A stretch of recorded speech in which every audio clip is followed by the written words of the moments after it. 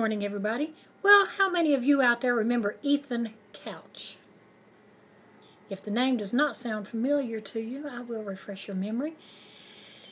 Ethan Couch, I think he's 16 years old. He was the boy that drove a pickup truck with two of his friends back a few months ago and killed 4 people. He was drunk driving, caused a crash. His 2 teenage friends that were with him, one of them was hospitalized with severe internal injuries, but he lived, and the other one was so severely brain damaged that they said he will never speak and never walk again. So basically, he's basically like, I guess you could say, in a vegetative state. 4 people were killed. The 4 people that were killed, one of them was a lady. Her car had broke down. So, Brianna Mitchell, her car had broke down. So she called her friend, Holly Bowles, and Holly Bowles and her daughter Shelby left their home to help Brianna. Her SUV had broken down. She was on the side of the road. Well, Brian Jennings, that was a young pastor from the church, was driving by, and he saw what was going on, so he stopped too. So, killed were Holly Bowles, her daughter Shelby, their friend Brianna Mitchell, and the pastor, Brian Jennings. They were all killed when the teens' pickup truck plowed into the pedestrians on a road in Burleson, south of Fort Worth. Couch's vehicle also struck a parked car and then slid into another vehicle that was heading in the opposite direction. The 2 people, his 2 friends, were riding in the bed of the truck, and that's how they received their injuries. It was also said that they were drunk. Couch was driving. He was 3 times the legal limit of being drunk. But they stole the beer. They stole the beer from a convenience store and got drunk. Now, here's the thing about it. I don't even think that he went into jail at all. The court is saying that he was a victim of affluenza. Affluenza, according to psychologists, means that he is the child of very wealthy parents and that they set no boundaries for him. So he was basically allowed to do whatever it was he wanted. And that's why he stole the beer, and that's why he was driving drunk, and that's why he killed those people. So, the court have said that there was no boundaries placed on him, and that's why he did what he did. But yet the court is not putting any boundaries on him because he served no jail time. He will serve no jail time. They are going to put him in mandatory rehab. Mandatory rehab.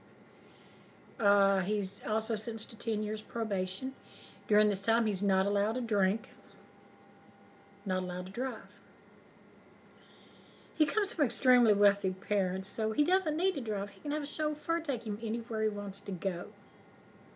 He's not allowed to drink. Well, wait till he turns 21. The court system is not going to be inside his home. They're not going to be watching him all the time. He's going to do what he wants. He'll drink if he wants to and just have a chauffeur chauffeur him around. Again, no punishment. And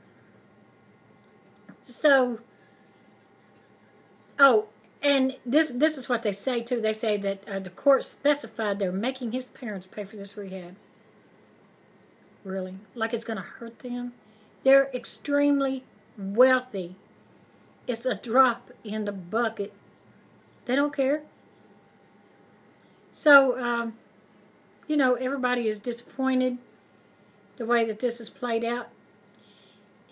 My opinion is this. Had it been, they say that the court is saying that the wealth of the people has absolutely nothing to do with the judge's decision. Had it been the average person, had it been me, had it been an average teenager, had it been a 16-year-old black youth, let's say, they would still be in lockup right now. You know it, and I know it. They would still be in lockup. If I had done it, I would still be in lockup. I would be damned to hell. So, money did have a part to play in it. Money did have a part.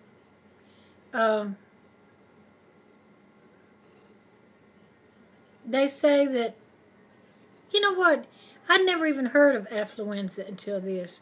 And I've never heard of affluenza playing a part in any court case until I heard about this. They also said that during his time in court, when the judge was giving this order and blah, blah, blah, that he never showed any remorse for what he did.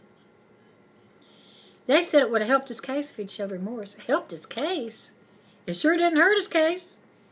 He got no jail time. He's still not being punished. They say that by giving him time in rehab and 10 years probation, because of his age, they think he can be rehabilitated and he can be saved and be a productive member of society. Well, let's go back to all these other young people that made the same mistake that are still behind bars now and bring them out and put them in rehab and make them productive.